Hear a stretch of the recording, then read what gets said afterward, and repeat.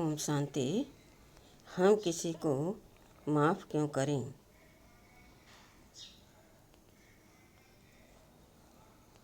किसी के स्वभाव संस्कार, किसी के कठोर व्यवहार, किसी से अपमानित होना या किसी से दुख पाना, इन बातों से सब गुजरते हैं।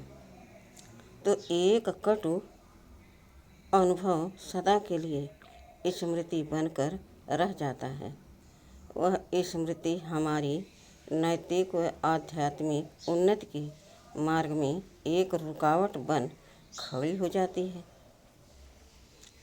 यहाँ ध्यान देने की बात यह है कि जिसने दुख दिया वह व्यक्ति रुकावट नहीं बनता, लेकिन उसके प्रति हमारे मन में बनी नफरत की वृत्ति रुकावट बन जाती है। उस वृत्ति का परिणाम क्या होगा?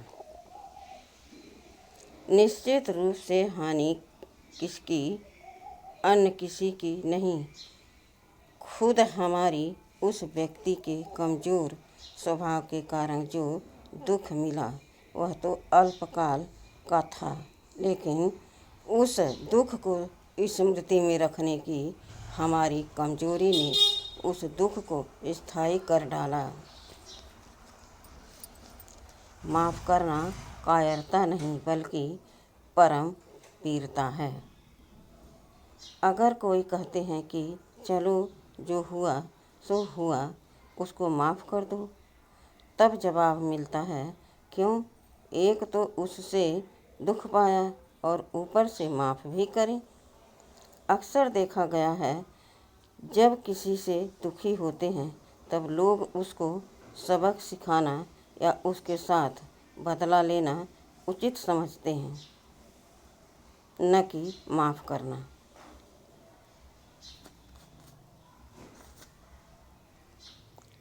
बदला लेना यह बहादुरी और माफ़ करना यह कायरता समझते हैं। आप बताइए, जब लोगों ने क्रॉस पर चढ़ाकर हाथों पैरों पर कील ठोकी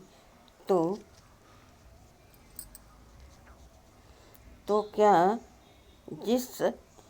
जीसस क्राइस्ट ने भगवान से उन लोगों को सज़ा देने की प्रार्थना की? नहीं। इतिहास के पन्ने पर सोने के अक्षरों से लिखा है कि क्राइस्ट ने उनको माफ़ करने की प्रार्थना भगवान से की थी। क्या यह क्राइस्ट की कायरता थी?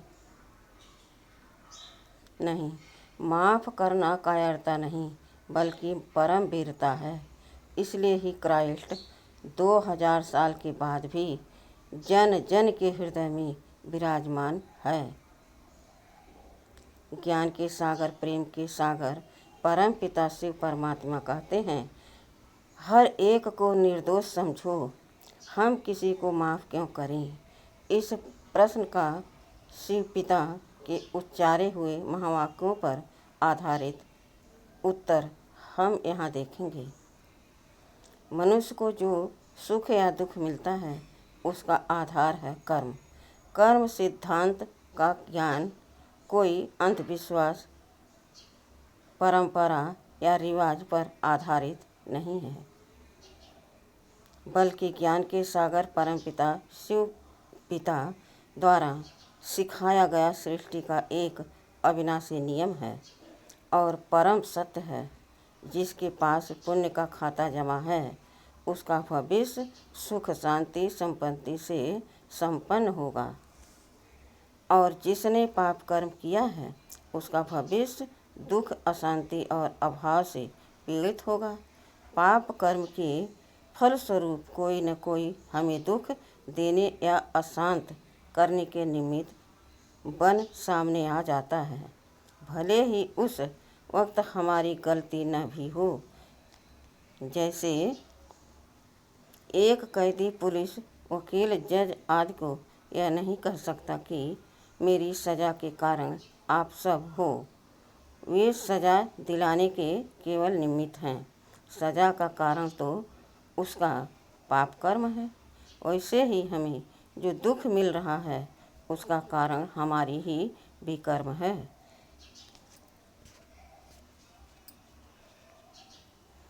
न कि वह व्यक्ति जो दुख देने के मात्र निमित्त है, इसलिए खुले दिल से उसको क्षमा कर देकर उड़ता पंछी बन उड़ना है।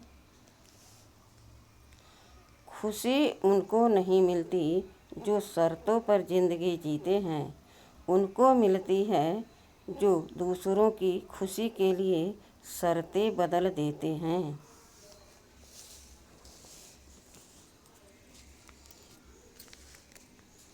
मनुष्य जीवन का सबसे अनमोल खजाना है समय। अन्य किसी भी प्रकार के खजाने को एक बार खोने के बाद फिर से पा सकते हैं, परंतु बीता हुआ एक क्षण मात्र भी वापस आ जाए, यह इस सृष्टि के नियम में ही नहीं है। आपने अनुभव किया ही होगा, मन को चुभने वाली जो घटना घटती है वह बहुत कम समय में घटती है, लेकिन घटना बीत जाने के बाद उसके प्रति उठने वाले सवालों की कतार उससे 100 गुना अधिक हमारी आयु के एक हिस्से को ही हप कर लेने वाली होती है।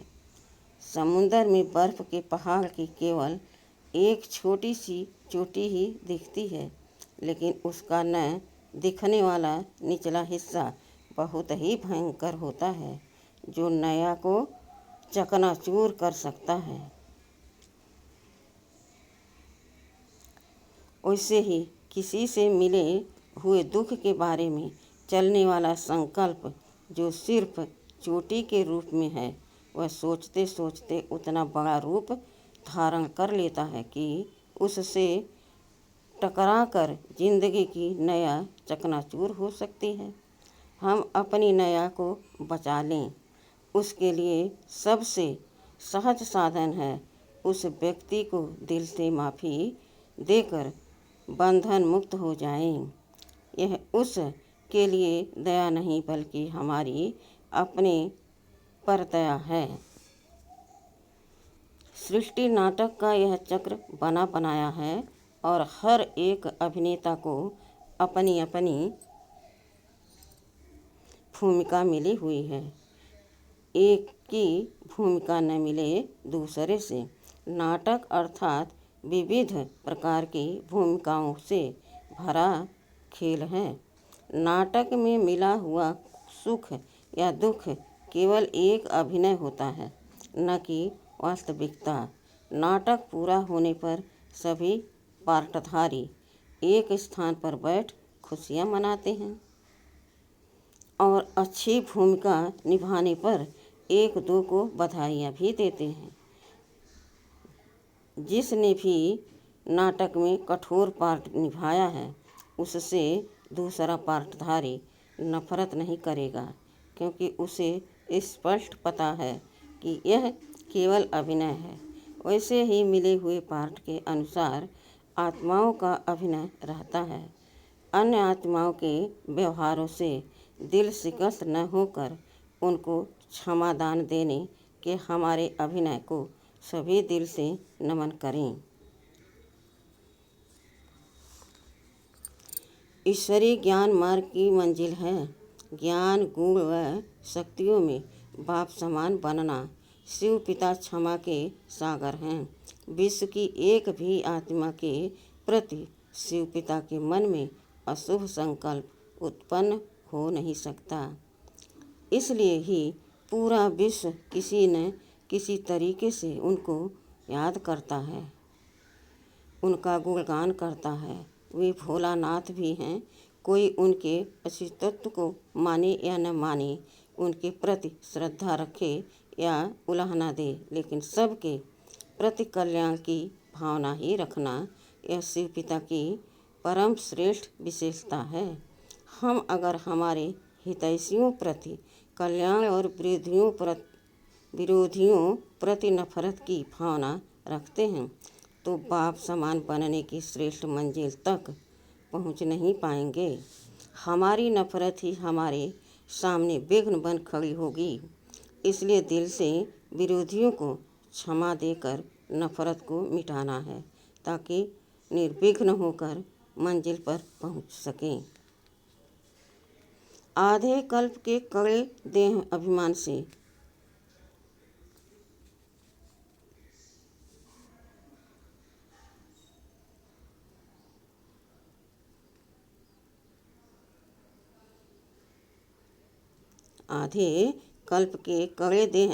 से छुड़ाकर आत्माभिमानी बनाने के लिए शिव पिता से मिली हुई पहली श्रीमत है। मीठे बच्चे, अपने को आत्मा समझ निरंतर मुझ बाप को याद करो और किसी भी देहधारी को याद मत करो। किसी ने हमें दुख दिया, चलो उसने नियम का उल्लंघन किया, लेकिन यह कारण बनाकर शिव पिता के बदले हम उसको याद करते रहें, क्या यह श्रीमत का पालन है? नहीं ना, नहीं है ना। शिव पिता की याद से हमारा समय श्वास सफल हो, इसलिए निंदक को माफ कर पूर्ण विराम लगाना है, ताकि उसकी याद न आए। माला में पिरोने लायक बनने के लिए यह योग्यता चाहिए कि एक मणका दूसरे मणके से जुड़ा हुआ हो, अर्थात स्वभाव संस्कार का मंगल मिलन हो। एक मणका दूसरे मणके से दूर रहेगा तो बिखरी हुई माला जपने के लायक नहीं रहेगी। मणकों के बीच अंतर बढ़ाने वाला है मनमुटाव। क्षमादान एक ऐसा शक्तिशाली पुण्य कर्म है जिससे कैसे भी विरोधी को हम माफ कर सकते हैं। स्वयं की कमियों के बावजूद मैं स्वयं से प्रेम कर सकता हूँ, तो दूसरों की कमियों की वजह से उनसे घृणा क्यों?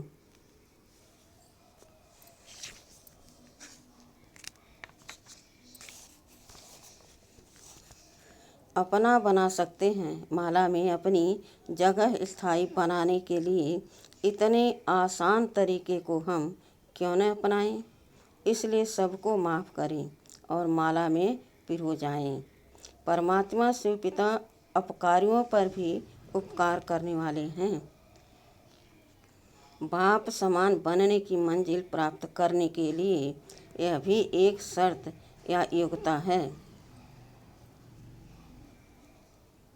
लेकिन जब तक कोई हम पर अपकार नहीं करते तो हम पर उपकारी बने कैसे?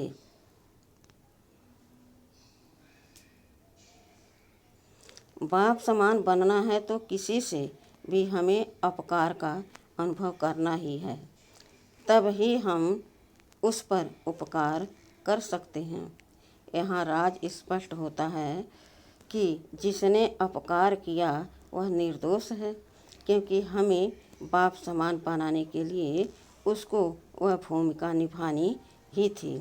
इसलिए उसको दिल से धन्यवाद देते हुए माफ़ी देकर उसके प्रति उपकारी बन रहेंगे। अंतिम घड़ी मनुष्य की संतुष्टता या पश्चाताप की घड़ी होती है। पश्चाताप हमें जो नहीं मिला उसके बारे में नहीं, बल्कि हमने जो नहीं किया उसके बारे में होता है। किसी का कर्ज चुकाना था, किसी को प्यार देना था, किसी को सहयोग देना था आदि। रोना इस बात का आएगा कि जिसने हमारे साथ बुरा व्यवहार किया था उसको उसी वक्त माफ़ कर मैं इसने ही बन सकता था, लेकिन नहीं किया। दिल छोटा कर जिंदगी भर दुखी रहा, समय बर्बाद किया। शिव पिता कहते हैं, अंतिम इम्तहान 1 सेकंड का होता है। उस वक्त शिव पिता के अलावा देहधारी याद आ जाए तो क्या गति होगी। इसलिए हर एक को निर्दोष समझ बाप माफ़ करेंगे और अपने अंतिम क्षण को सुहावना बनाएंगे। आध्यात्मिक जीवन का परम उपदेश ही है शिव पिता की प्रच्छतता। प्रत्यक्षता का आधार है व्यवहार, क्योंकि व्यवहार से मनुष्य के संस्कार का पता चलता है कि दैवी है या आसुरी है। काम, क्रोध, लोभ, मोह व अहंकार से लेपित जिनका व्यवहार है, उनसे औरों को दुख, अशांति, परेशानी होती है। ज्ञान, दैवी गुण व दैवी शक्तियों के आधार पर जिनका व्यवहार है, उनसे दूसरों को सुख, शांति, संतुष्टि मिलती है। साथ में यह भी प्रश्न उठता है कि इनको कितना मधुर किसने बनाया होगा। यह प्रश्न ही उनको शिव पिता की पहचान देता है। क्षमा करना महान गुण भी है, शक्ति भी है और दान भी है। कई बार हम समझ लेते हैं अगर विरोधी को माफ़ी दी गई तो वह उसका गलत इस्तेमाल करेगा, लेकिन नहीं, क्षमादान उस व्यक्ति के लिए परिवर्तन का साधन बन जाएगा, परमात्मा प्रत्यक्षता का साधन बन जाएगा।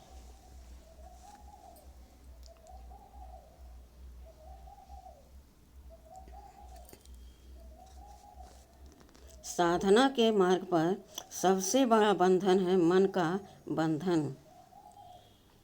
मन के बंधनों में भी सबसे बड़ा है उस देहधारी की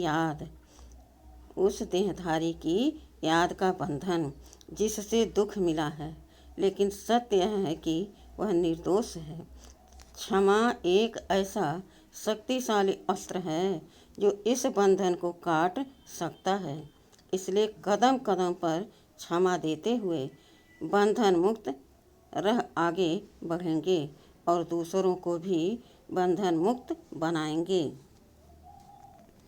ईश्वरीय शक्तियों और वरदानों से भरपूर अनेक मनमनाभव राखियाँ ज्ञानामृत कार्यालय में प्राप्त हुई हैं। इसने ही प्रेषक बहनों की हार्दिक आभार और दिल की दुआएं। लोग प्यार के लिए होते हैं, चीज़ें इस्तेमाल के लिए। बात तब बिगड़ती है जब चीज़ों से प्यार और लोगों का